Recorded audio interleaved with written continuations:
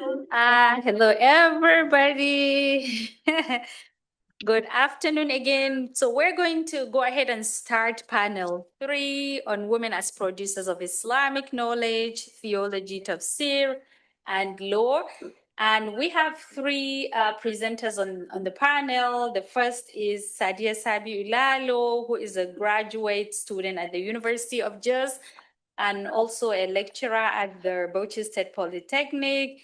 And her research interests include gender, Islamic studies, and women's experiences in northern Nigerian Muslim societies. And our next presenter after her is will be Dr. Muhammad Abubakar Yakasai, who is a faculty member at Sulalami University, Kapin Hausa, Nigeria. And he had his PhD from Humboldt University in Berlin, and his bachelor's and master's degrees from Bayero University, Kano, and his dissertation titled, I don't know, I just have it here, so I'm going to go ahead just and mention it, The Kano Mind, the Formation of a Modern Hybrid Muslim Elite, its worldview and its socio-cultural influence on Kano Muslim society, 1945 to 2003. And he will be presenting today on Mariya, Maitafsiri's the intellectual emergence of a female scholar in Kano. And then last but not the least, we have Sheikha Maryam Sharrieff, who is the denominational counselor to Muslim students at Harvard University. She previously served as a Muslim chaplain at various institutions of higher learning and also teaches at, is it Rabita or Rabata? Okay, a faith-based educational organization dedicated to spiritual and cultural transformation. Her teaching and research interests include death and dying in Islam, healing, the historical legacy of Islam in America, religious authority and leadership among Muslim women scholars, and the intersections of race and religion. She holds a BA from Rutgers University in Middle Eastern Studies, TV and film, and Italian, as well as a Master of Theological Studies from Harvard Divinity School. So Sadiya, if you are here, you can, yeah, you can go ahead and start. I don't think you have emailed me your slides. Sadiya, are you here? I do not. Yeah. I don't see her. Let me see who I have. Oh, yeah, I don't see Sadiya and I don't see Yakasai. So we might have to. I hope Maryam is ready because because you, yeah. Let me look again. Yakasai is here. Okay, Yakasai, Zandamala. Okay, so we have Dr. Yeah, okay. We have Dr. Yakasai here, and yeah, you can. Do you have slides that you would like to share? Yes, I. Okay, let me make like to share my slide, but okay. Okay, Yeah. let me. Oh, so you have. Oh, I couldn't see you were here because it doesn't have. It says MHDYA. Okay, let me see if I can make you a call. Okay. Turn on his videos. Okay. Okay, he needs to turn. Yeah. If you can, will you like to turn on your video, please? Check in your room. Oh yeah, Ahmed will help me make him call us. Ahmed is our IT guy. Okay, let me see. Yeah. I'm experiencing a bit of technical glitch here. Okay.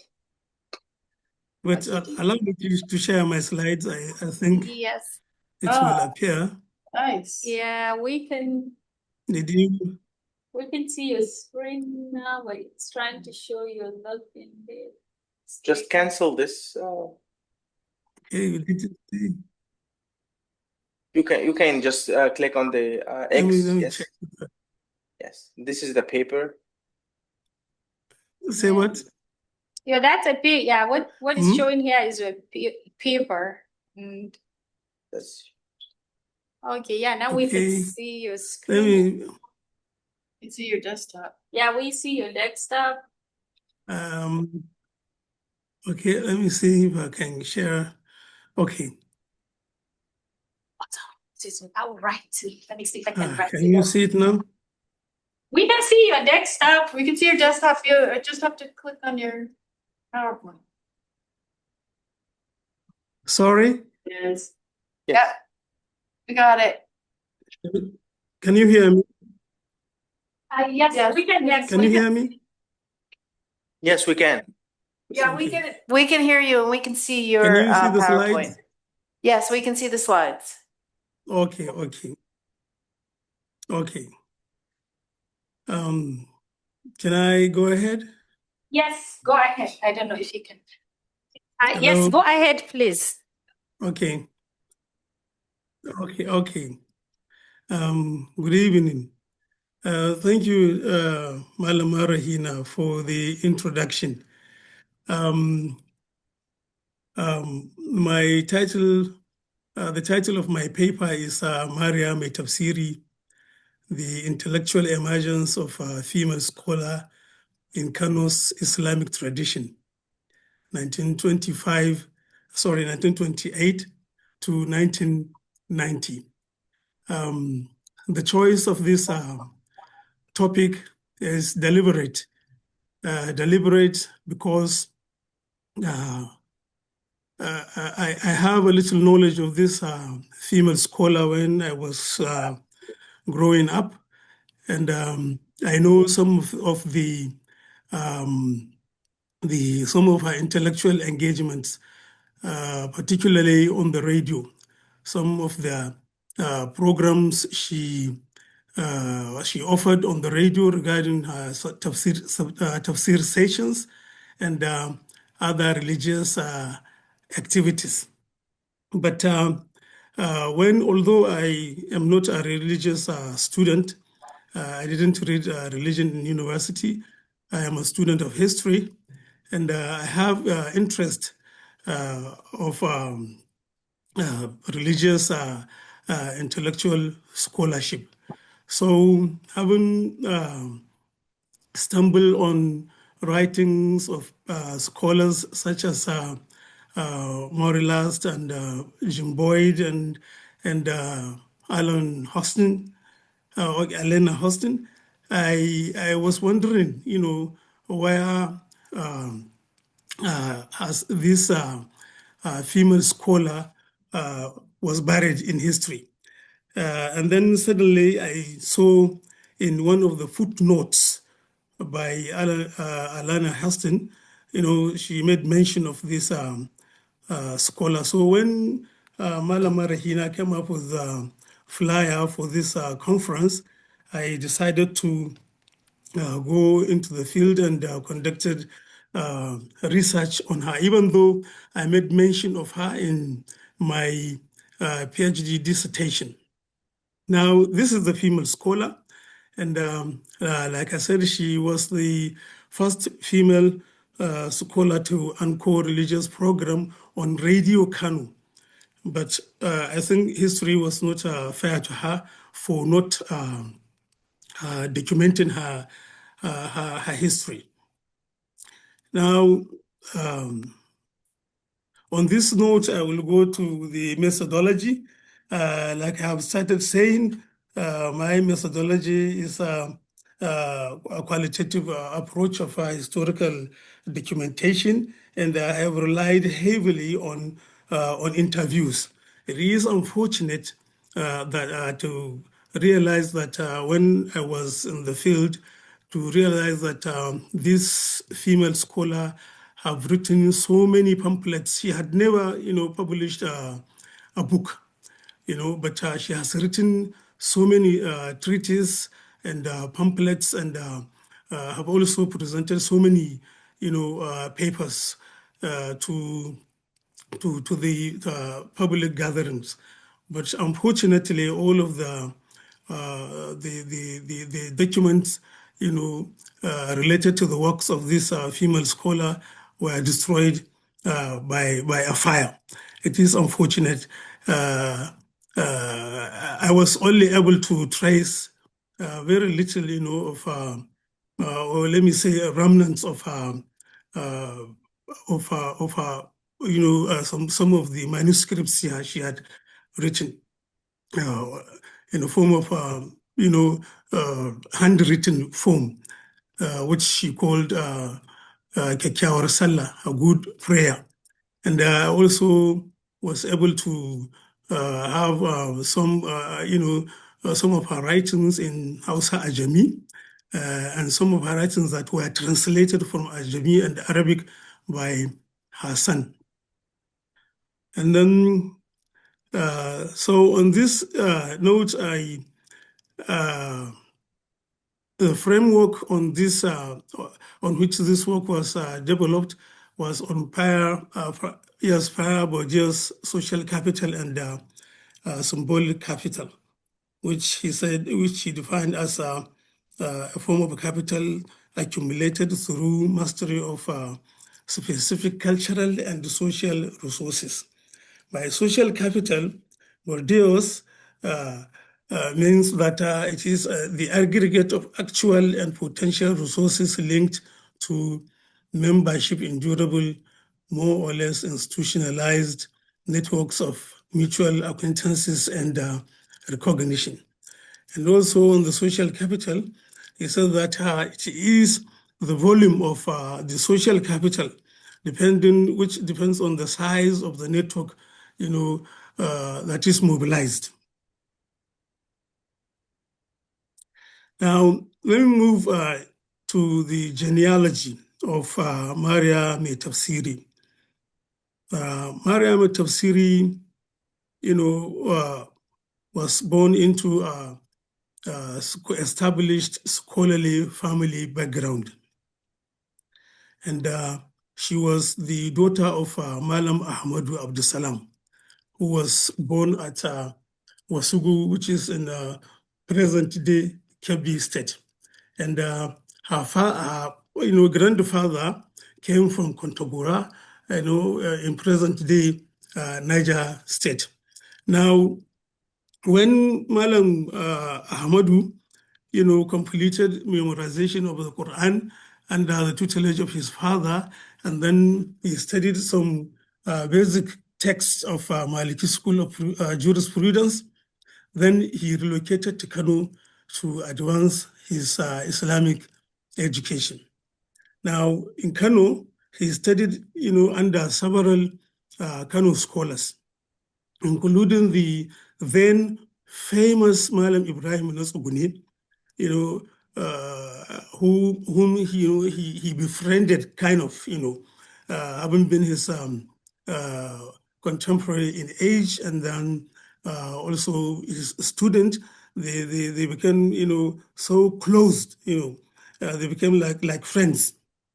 And then, having studied under several, scholars, he became an expert in the knowledge of Qur'an and Maliki jurisprudence, and he specializes on the knowledge of Awfaq, which is in English is called Islamic mystical diagrams and numerology, and historic, kind of Islamic knowledge. Now, coming to the intellectual trajectory of Mariya Maitafsiri, Mariya was born at Jingao in the city of Kano in 1928. She started studying Quran under the tutelage of her father. And then she moved to one Malam Rabiu Dantinki. Malam Rabiu Dantinki was a renowned Quranic scholar in Kano. In fact, Malam Dantinki had attained the status of Gangaran. Gangaran, is a term, referred to someone who knows, who can read Quran at whatever time, in whatever condition, one finds himself. And these titles, there are so many titles one attends in learning the Quran in intellectual tradition of Hausa land.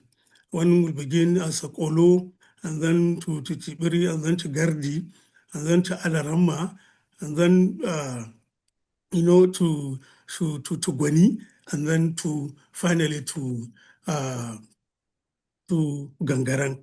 So Antinki had attained that, status of Gangarang. I read in one paper, I cannot remember the name of the scholar now, who equated these stages of learning the Quran to modern form of, formal education. He equated the Kolo, the Koso, and then Kolo to the kindergarten of kindergarten pupils, and then the Kolo to primary school pupil, and then the Gardi to, he equated him with the high school, students, and then Alarama to graduate, university graduate, and then the Gwani, was someone who who acquired master's degree, and then the Gangarang was a professor. Now she studied under this Malam Raju and Tinki, and then she was able to commit the Quran into memory at the age of 12. Now, having attained this feat, Mariya was able to leverage, on the requisite status to pursue ilm studies. Now, for that, she graduated into studying to the Al-Ashmawi, and then Al-Qawaidi, Al-Akhdari, Izziya, and then Risala.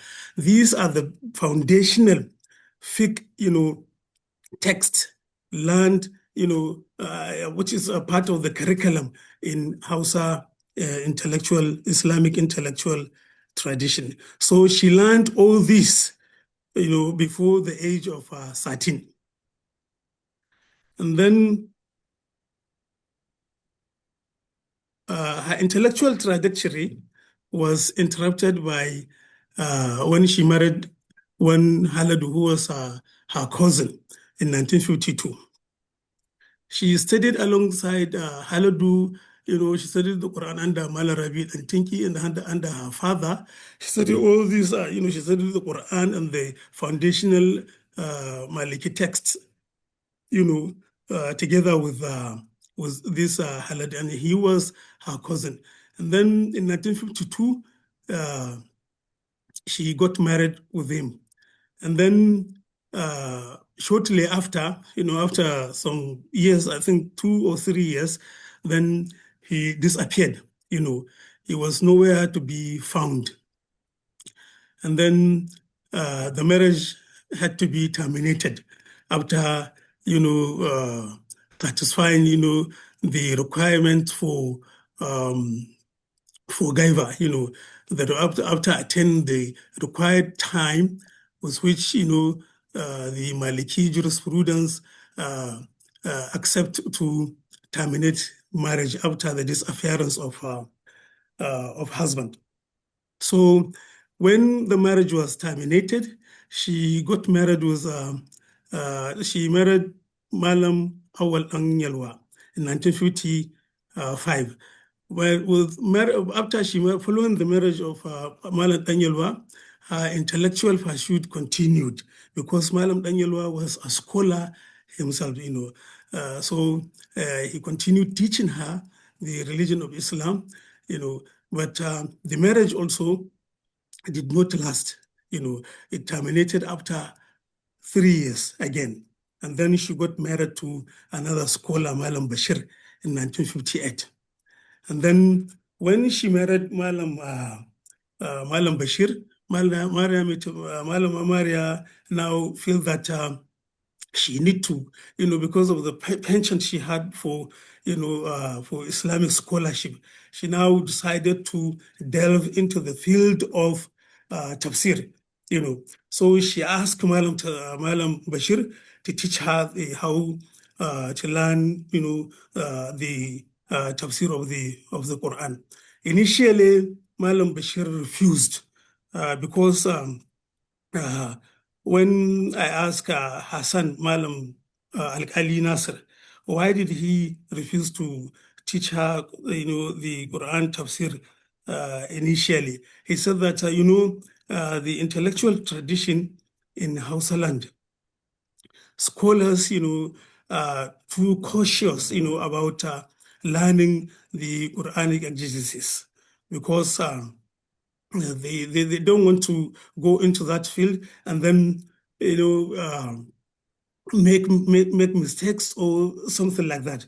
And he said that you see, Malama Mariya was a female, and then they feel that teaching a female scholar at that point of history, it might generate some kind of worries probably among the scholars, because that field was male dominated sphere.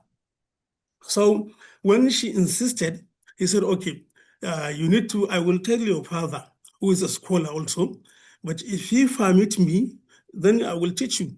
Then when he consulted the father of Malama Mariya, he outrightly consented to his request. He said, go ahead and teach her. So she was able to complete learning the Quran in 2 distinct cycles over the period of 5 years. Now, from seclusion to public intellectual space, many presenters today have pointed to the fact that the Hausa space is patriarchal and or is masculine. It doesn't give much space to women. Now, so Malama Mariya began to teach Islamic religion quietly in her house in 1955 when she was married to Malam Awal Danyelwa at Kabara Quarters. Now, when she got married to Malam Bashir, she relocated the school, to Iso, where the residence of her new husband. And then there, the demography of the school expanded. I was so told by one of her students who learned the Quran from her at these quarters. He said that there were about 100 male and female students in that Malama Mariya school. In 1967, she began to deliver Ramadan Tafsir. That is after she had learned the Tafsir from her husband, Malam Bashir, in 2 cycles. Now, the Tafsir session was exclusive to female audience only. And she was, she delivered, she was delivering as a complete Tafsir of the Quran, the 60 chapters of the Quran. That was the, well, I have studied, I have read, Alana Huston, in one of her papers, she's made mention about the Malama Makaranta and is it Aminat who were delivering tafsir in the 50s and in the 40s and 50s to the members of the wives of the royalty in the Emir's palace in Kano. But she didn't mention whether the tafsir delivered by those female scholars was the complete 60 chapters of the Quran. But Malama Maryam Maitafsiri, it was established that she delivered these 60 chapters every Ramadan, in her matrimonial home, fasting. In 1978, Malama Maryam registered her school. That is the school, the Quranic school that she has. She registered it with the government, whereby she, began to offer certificates, primary certificates to her pupils after they graduated, after they have learned, so many things from her, which gave them the opportunity to further their education, to go to high school, to go to school for Arabic, to go to an all-female school that was established by the government in 1982, the Continuing Education Center. So the school that Continuing Education Center was divided into two. There is the Boko section, which offers secular subjects, and there is also the higher Islamic studies section. So the pupils from Mariya school, when they got admission into the school, they were placed on the Arabic side to read higher Islamic education.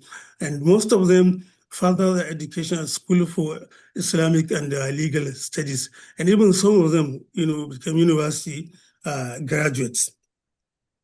And in 1979, Mariya restructured the school into two sections. One section, which she called Irshad al-Awlad, guidance for children, was exclusively the Qur'an and secular education section. And then the Nisa'ul Mu'minin, the Muslim women, which is purely for the women. Now, this Nisa'ul Muslimun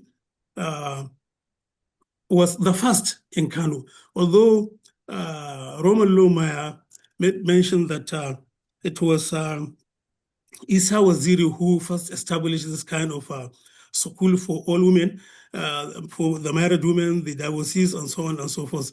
But in his attempt to, to falsify the assertion by one scholar that it was Aminuddin that firstly established the Islamia for married women in Kano in 1982.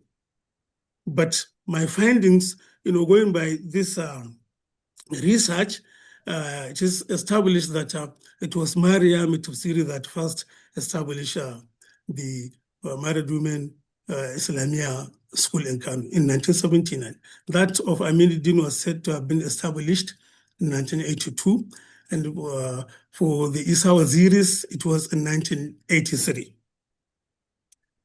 Like the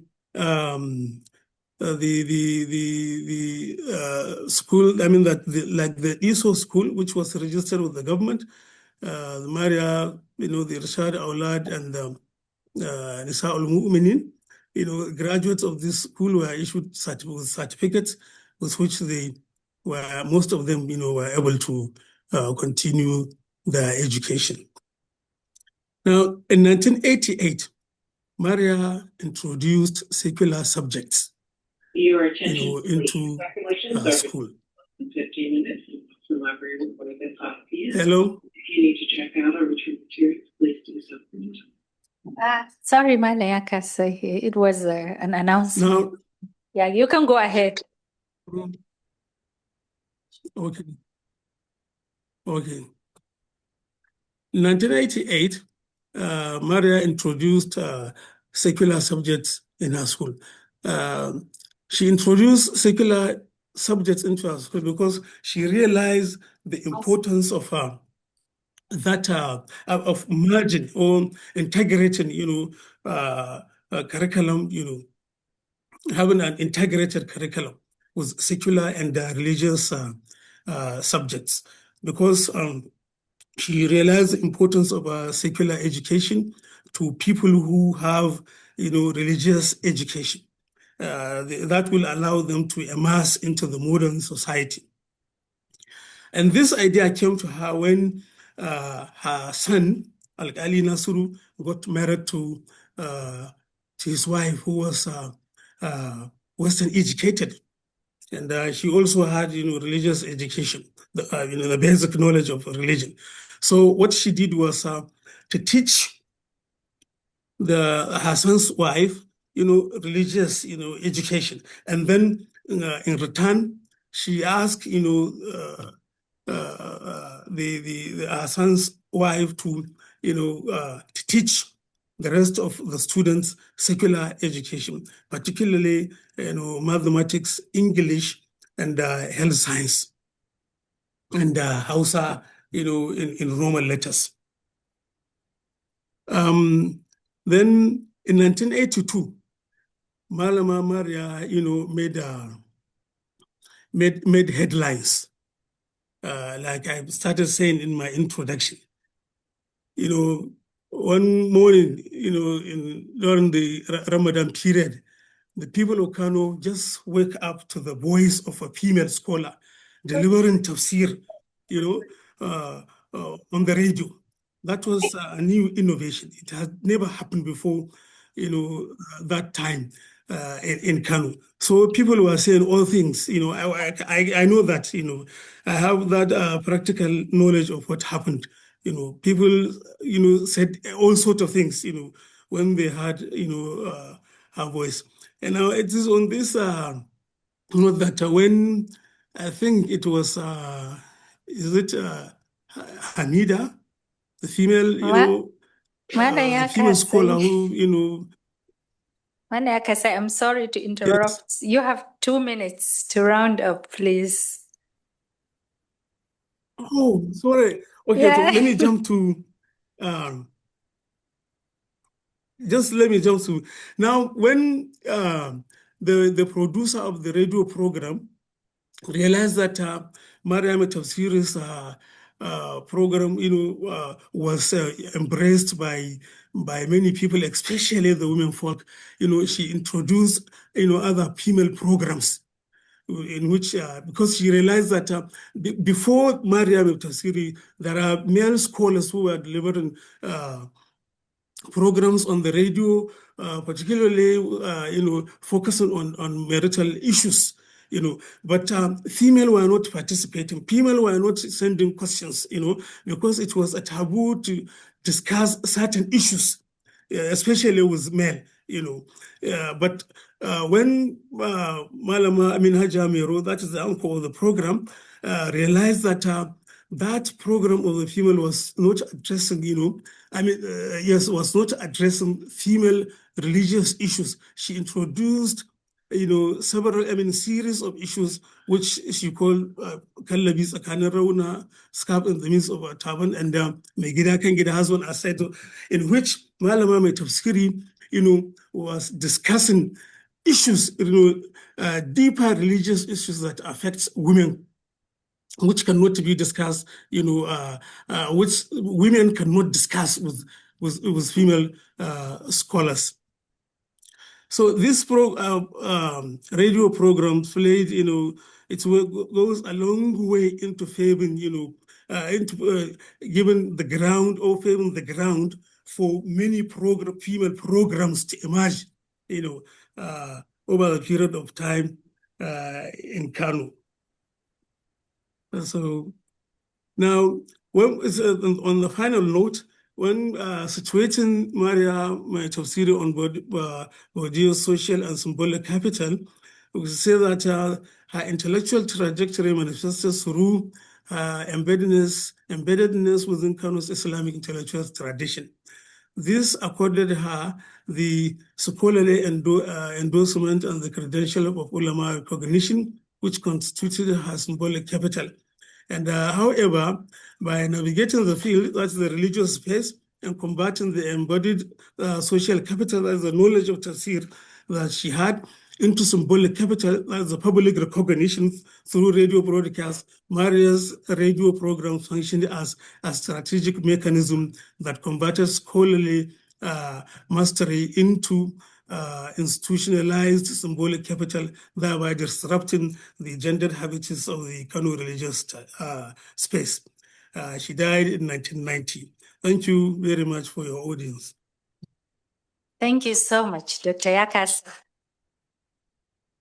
Thank you. We're going to take questions at the end, and now we move to our next speaker, Sadiya Sabiu Lalo. Sadiya, if you can hear us and you're ready, you can go ahead. Let me get out of it. Oh, what am I doing? Just double click on it. Okay, double click on like On the screen. Okay, good. Oh, you are the expert, Ahmed. Okay, so I can just, I believe. You can. He needs to edit. No way. I'm getting out of this and Needs to have unshare. her share. Okay. That's her. That's her. Sadiya, do you? No, that's not her. That's her. You see the name? Sadiya. Oh, okay. Yeah. Do you have PowerPoint slides that you would like to share? I don't know if because she can hear us. It seems she's frozen. Yeah, the internet has been, The internet from Nigeria. Yeah, the internet is, it puts us to shame.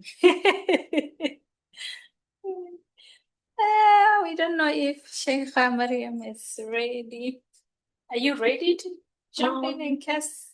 I can send you, well, yes and no. Yeah, But if I have to be ready, I will send you my one that I don't want to present, but yes. Yeah, if you because have it, Sadiya, no, that's not her. I don't see her anymore. She just, I think we can.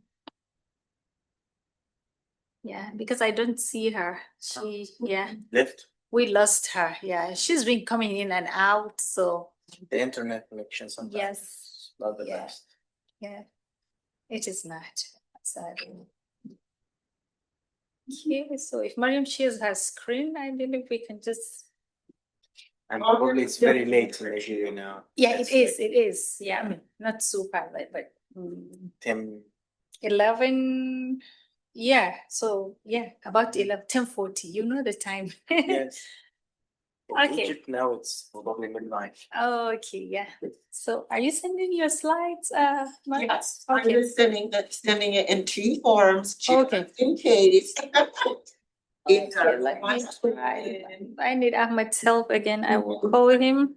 So I'm going to mute this so I log into. I'm sorry if that's because I need to log into my account. Yeah, I don't want.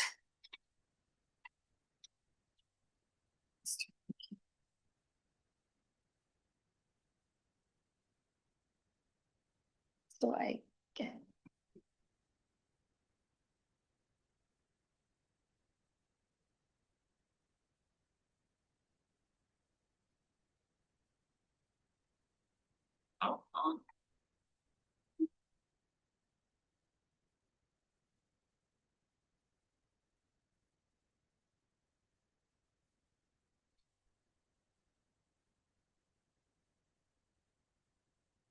So if you email it to me, I already have your. I emailed it to you, sent you the Mac. I sent it for Mac and for PDF. Okay, I'm still waiting.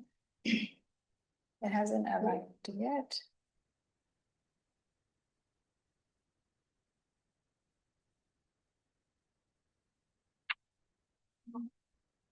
You send it to my KU account, right?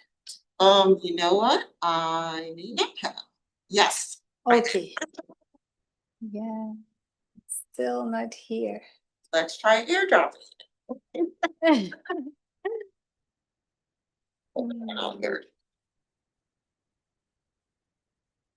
Yeah, it's not. So Try to airdrop it.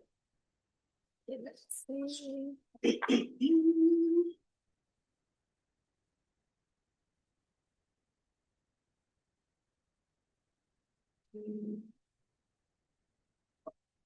And I can turn the screen back on already. Honestly. It's not, yeah. Can you turn on? Are you? Okay, it's here. Oh, okay. Yeah, now I have my L displayed. My PDF is probably gonna look better. Okay, so let's see, yeah. Okay, let me just go back and sound out. Yeah, alhamdulillah. Okay, and we have the PDF here. Okay, I'll give it to you. Okay, I think, yeah, you can go ahead. Okay, we are going to, for those following us on Zoom, we are going to move to our third presenter, Maryam Sharrieff. You're ready?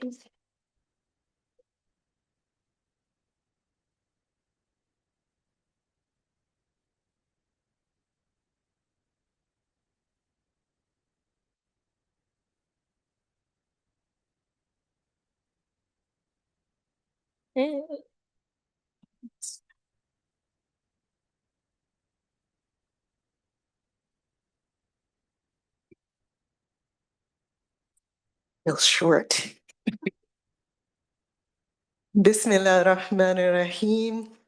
Assalamu alaikum wa rahmatullahi wa barakatuhu. Good afternoon. Dalin Ajam. That's my attempt in Wolof. It's not really good, but I'm presenting today on Khadimatul Qur'an, Sheikha Mariama Niasse, as the 21st century West African Mujaddida and Transnational Islamic Authority. And this is delivered right here at our very own University of Kansas. And so I want to begin with a provocation. When Islamic studies scholars ask where female religious authority comes from, when it began, what legitimizes it? Whether it is compatible with tradition, we have consistently looked in the wrong direction. We have looked toward reform movements, toward modernity, toward Western feminist pressure on Islamic institutions. We have looked toward Cairo, towards Tehran, towards Istanbul, towards the capitals of reformist Islamic thought. This paper insists we look instead toward Dakar, Senegal, and toward a woman named Sheikha Mariama Niasse. Sheikha Mariama, rahmatullah alayha, may God have mercy upon her, who died in 2020, was not a product of modernity's pressure on Islam. She was not an exception carved out by progressive reform. She was not a symbol deployed by secular feminism to make a point about Islamic patriarchy. She was a scholar, a sheikha, a Muslim Sufi authority, a master pedagogue, and a political actor. And her life demonstrates with evidentiary force that female Islamic religious authority is not a modern innovation. It is an established, documented, and deeply rooted tradition. What is modern is our failure to study it. This presentation takes her life seriously.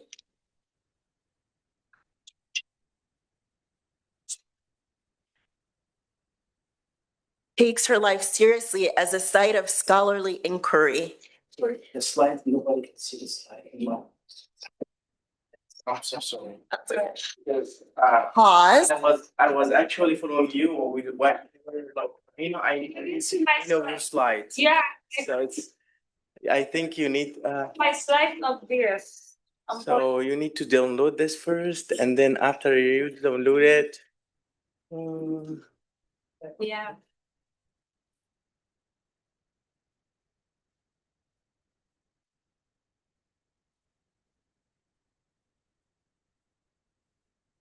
But you should teach me how to do all this. is that your presentation? Is that Yes. Okay, so like this is the Zoom. Where's all here? Then you need to share and go to this here.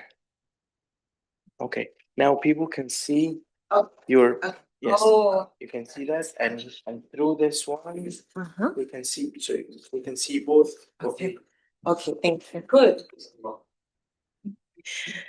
What is modern is our failure to study it. This presentation takes her life seriously as a site of scholarly inquiry and argues that doing so requires us to fundamentally revise our maps of where Islamic knowledge is made, who makes it, and how it travels, and whose names we have, the discipline and the honesty to write it into record. I will proceed in 5 movements. Her life and formation, the Mujaddida framework, her transnational authority, the historiographical problem her life exposes, and finally, the question of legacy and what the Academy now owes.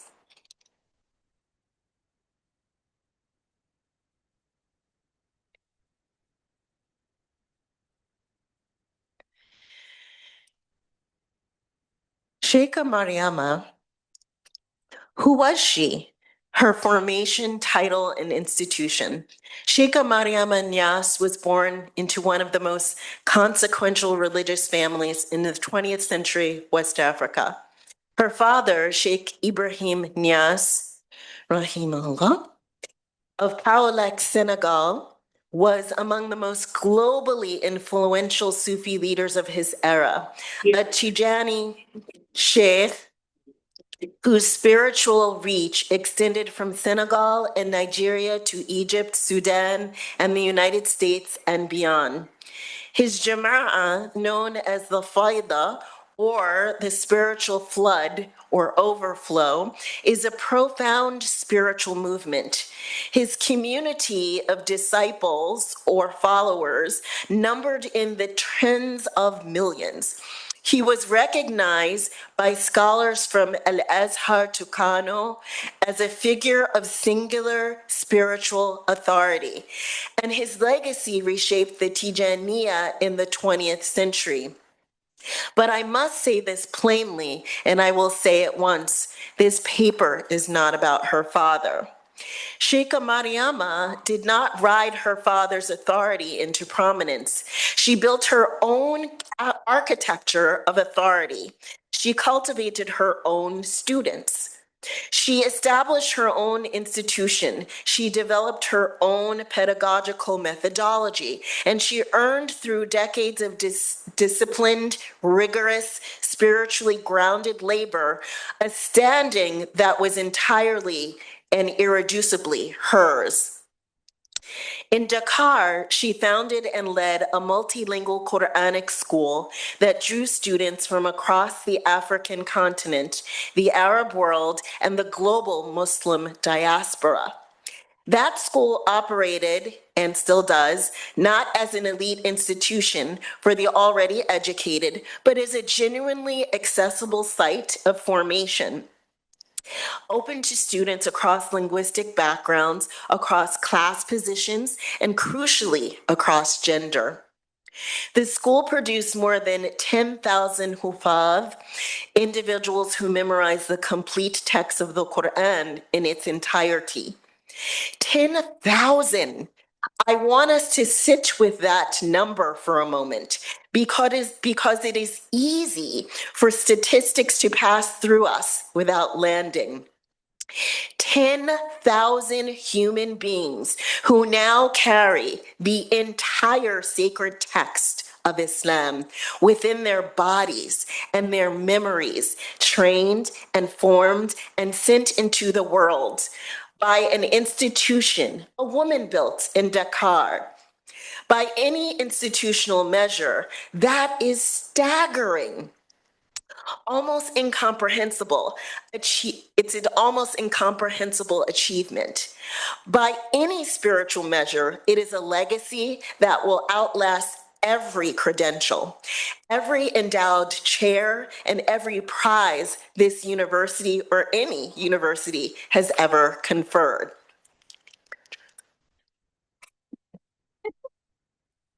She earned the title Khadimatul Qur'an, female servant of the Qur'an.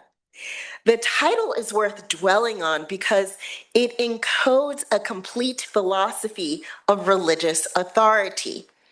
To be a servant of the Qur'an is to be subordinate to the ego, entirely to the sacred text, to become, as it were, transparent before it, so that what the community receives through you is not your interpretation, not your personality, not your ambition, but the Qur'an itself. That kind of self-effacement before the sacred is not weakness. In the Sufi understanding of authority, it is the very ground of legitimate power. And in Sheikha Mariama's case, to be the Qur'an's servant was to become inseparably its guardian, its vessel, its living voice, and its most consequential institutional advocate in 20th and 21st century West Africa.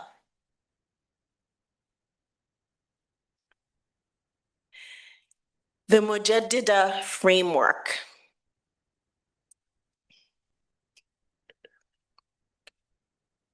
This is a renewal without rupture.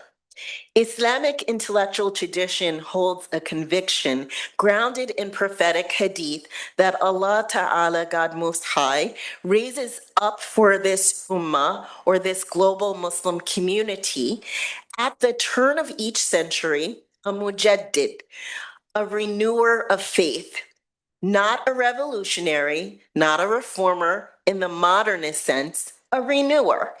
One who strips away the accumulated distortions, the innovations without foundation, the spiritual complacencies that settle over any living tradition across time, and returns the community to the clarity of its essential foundations. The concept of tajdeed, or renewal, is one of the most generative in Islamic intellectual history.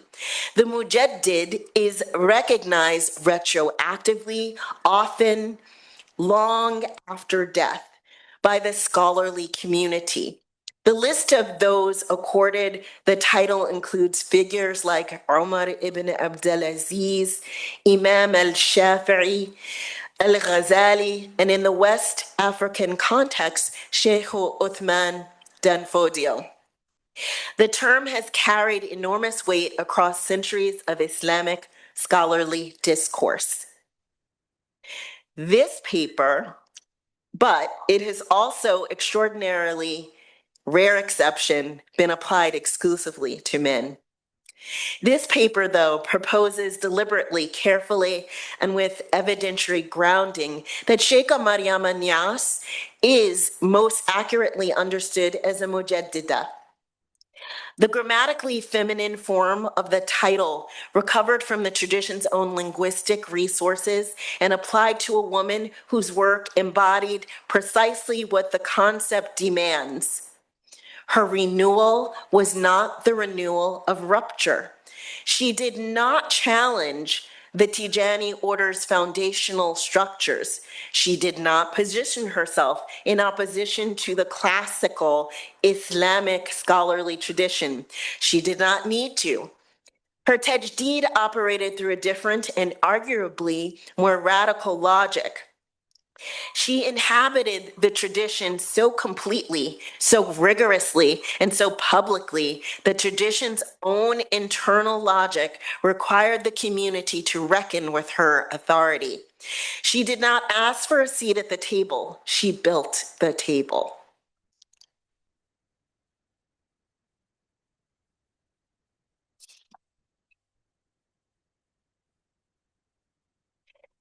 She trained the people sitting at the table and shaped the terms of the conversation. Her renewal operated on 3 registers simultaneously. And it is worth naming each with precision. Educational renewal. She reconstituted Quranic pedagogy as a multilingual global networked, institutionally robust enterprise centered in West Africa rather than in the Arab world. This was a geographic and epistemological recentering of enormous significance. The Hufad her school produced did not travel to Medina or Cairo to acquire their formation. They came to Dakar. In spiritual renewal, through Tijaniya Tarbiya, the systematic spiritual formation that is the Sufi path's core gift, she deepened and transmitted a living tradition of inner cultivation to thousands of students who might otherwise have had to access to who wouldn't have access to formal religious education. Her school was not merely an institution of memorization, it was an institution of transformation. Symbolic renewal. So she also had, perhaps most durably, she made visible through her own person and her own institutional presence that the Islamic scholarly tradition had always made room for women, not as an exception, not as a concession, but as a structural reality that had been systematically obscured by being undeniably present, undeniably authoritative, and undeniably traditional. She performed a renewal that no text or argument could have achieved alone. The Mujaddida framework does something analytically irreplaceable. It refuses to call her ahead of her time. That phrase, ahead of her time, is among the most condescending things we say about historical women because it resolves the tension of their existence by treating them as anomalies rather than as evidence. Sheikha Mariama was not ahead of her time. She was precisely, rigorously, consequentially of her time and of a tradition 14 centuries deep. Your attention, please. Watson Library is now closed. The library is closed. We're fine. Okay. Us, we're fine. If we left, we cannot return back. So in transnational authority, the geography of her influence, Sheikha Mariama's authority was not local. It was not even regional. It was transnational in ways that should fundamentally challenge how we map the geography of Islamic scholarly influence and should prompt us to ask why that challenge has taken this long to arrive in our discipline. She was recognized as an authority within the Tijaniya's international networks. The Tijaniya is not a small or marginal order. It is one of the largest Sufi brotherhoods in the world with a contemporary reach spanning West and North Africa, the Arab world, South Asia, Turkey, and the African diaspora in Europe, including the UK and the Americas, especially in the United States. Estimates of its global membership routinely run into the hundreds of millions of adherents and affiliates. Within those networks that are among the most consequential structures in global Muslim life, Sheikha Mariama was not a peripheral figure honored for her family name. She was a central node, a scholar to whom other scholars deferred a sheikha, whose ijaza, or her authorization to transmit knowledge, carried weight across the order's vast geography. She was instrumental in the institutional formation of the Organization of Islamic Cooperation, a body representing 57 member states, functioning as the collective diplomatic voice of the Muslim world in international institutions. Let us be clear about what this means. She participated in the building the architecture of Islamic international governance. Her role was not ceremonial, not decorative, nor a gesture towards diversity. She was a scholar whose voice shaped deliberations in rooms where Islamic states negotiated their relationships to each other and to the broader international order. She served as a political negotiator in active regional conflicts across West Africa, in Sudan, and in engagement with Iranian interlocutors. She entered those negotiations carrying something neither military rank nor formal state appointment could confer, and no one could fabricate the authority of barakah, or divine blessing. The credibility of genuine scholarship. It was recognized by the communities in conflict and the trust of networks of students and spiritual kin that crossed every border involved. What is theoretically significant here, and I want to be precise about this, is the structure of her authority, not merely its existence. It did not flow through a single institution with a clear chain of command. It did not derive from a state. It did not require Western recognition to be real. It flowed through the networks of students spanning decades and continents, networks of spiritual kinship within the Tijaniya, networks of scholarly recognition built through years of demonstrated mastery. This is what Sufi authority looks like when it is functioning at its fullest.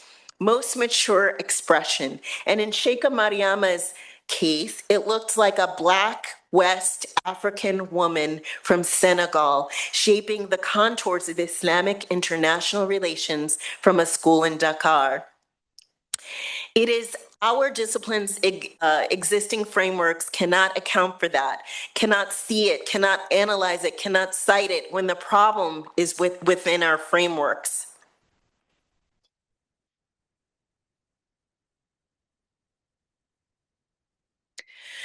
The pedagogical methodology, how she taught. I want to spend a moment on pedagogy specifically because it is the ground from which everything else in her life grew, and because her approach to teaching was itself a form of theological argument. Her school was multilingual by deliberate design. Instruction operated across Arabic, Wolof, and French, the three languages that constitute the primary linguistic landscape of educated Senegalese Muslim life. This was not a compromise or a concession to students who had not yet mastered Arabic. It was a theological commitment, a belief that the Qur'an's address is universal, that sacred knowledge belongs to every tongue, and that the task of the teacher is to meet the student where the student is and carry them toward the text, not to position linguistic mastery as a gatekeeping mechanism. This multilingual methodology had a democratizing effect that was both practical and profound. Students who had been excluded from classical Arabic-only instruction, or women, students from non-Arabic speaking communities, students from economically marginalized backgrounds, found in her school a site of formation that took their full humanity and their full learning capacity seriously. Her pedagogy also integrated Tijaniya Tarbiyah. This is the curriculum of Quranic memorization she used. This integration is significant. In many contexts, hifz or memorization and tarbiyah or spiritual formation are treated as sequential. You memorize first, you pursue the deeper spiritual path later. Sheikha Mariama understood them as inseparable. To memorize the Qur'an was to enter into a transformative spiritual relationship with the sacred text. And that transformation required intentional formation, not just repetition. The hufads she produced were not data storage devices. They were formed human beings. Her formation of female students in particular carries enormous significance for our understanding of Islamic pedagogy. She did not create a separate, diminished curriculum for women. She held her female students to the same rigorous standards, the same complete formation, the same expectation of scholarly and spiritual depth as her male students. And in doing so, she produced generations of women with the credentials, the formation, and the confidence to function as religious authorities in their own communities. In gender, tradition, and the historiographical problem, I want to turn now to what I consider the most urgent scholarly intervention this paper makes. And it's historiographical rather than biographical. There's a dominant narrative present in both secular academic scholarship on Islam and in certain strands of reformist Islamic discourse that position female Islamic religious authority as a modern phenomenon. The story goes something like this. For centuries, Islamic tradition confirmed women to domestic and subordinate roles in religious life. Then under pressure of modernity, also known as colonial enlightenment, feminism, education, urbanization, globalization, Muslim women became, they were able to claim authority suddenly. But whether celebrated or condemned, it is almost universally narrated as new. Sheikha Mariama's life is categorical refutation of this narrative. These women were not exceptions, not anomalies. What I want to say is this paper offers what I'm calling an alternative genealogy of authority. A genealogy that is centered in Africa rather than the Arab world, transmitted through women rather than exclusively through men, and grounded in the Sufi tradition, even inexpansive and theologically consistent, how this understanding is capable of carrying sacred knowledge across the time and across the world. Sheikha Mariama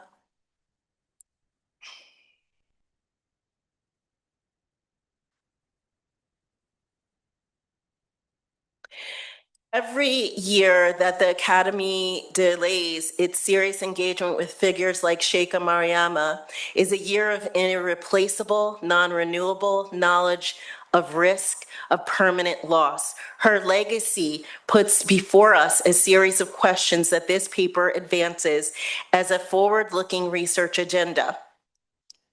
Questions that belong not just to Islamic studies, but to African studies, to the study of religion, to the history of women, and to anyone who takes seriously the proposition that the Academy's job is to study the world as it is.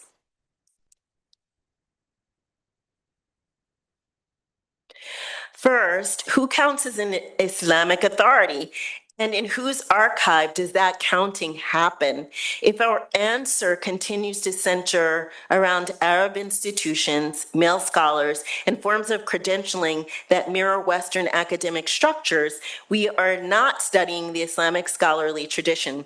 We are studying a particular slice of it, calling it the whole, and teaching generations of students a map that leaves out most of the terrain. Second, how do Sufi pedagogical networks transmit female authority across generations in ways that formal institutions records may never capture?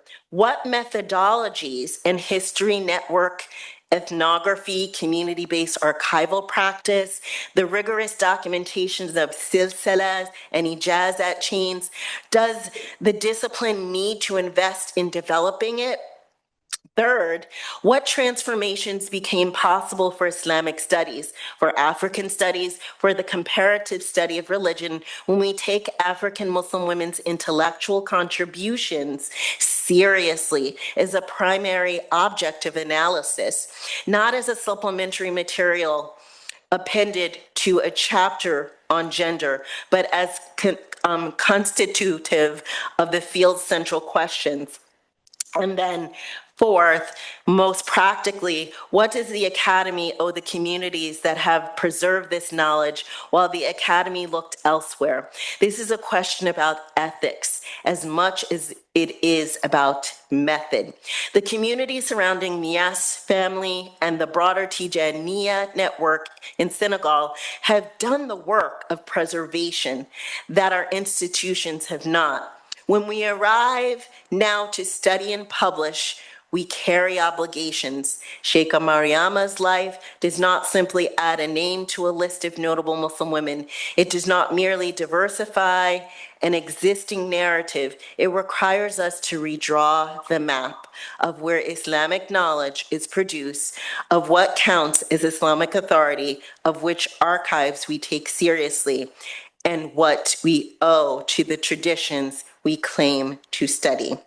Thank you, Georgioff.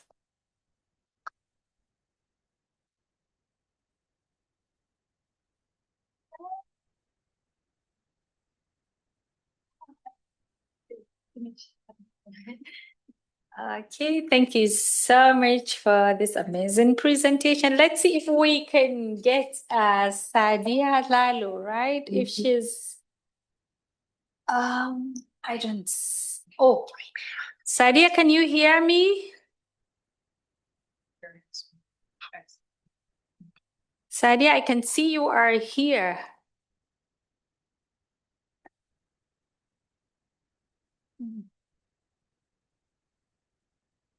Okay, yes, you can. Oh, wait a minute, Ahmed. Let me. How do I get? Let's see if I can get out of this.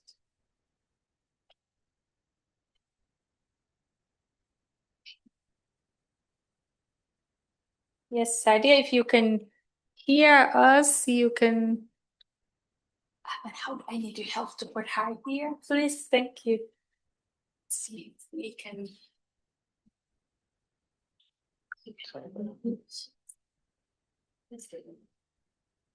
Is that her? No, that's. She's up at the top there. Is she at the top? Oh, yes, that's the Which second. Yes, yeah, that one. When you have the arrow, yeah. Well, let me see what we do. Excuse me. Yes. Do you know Sheikh Ibrahim Fadias? Do I know? Yeah. No. Do you know When? Sheikh She Mansour? shared the PowerPoint with you. Mansour is. She's still here. Her network is being. I cannot say he was my friend, but I don't know.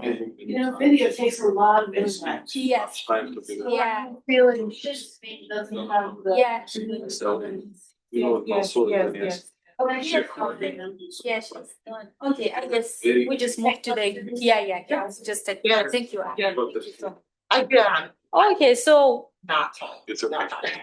So we're going to just go ahead and move to, questions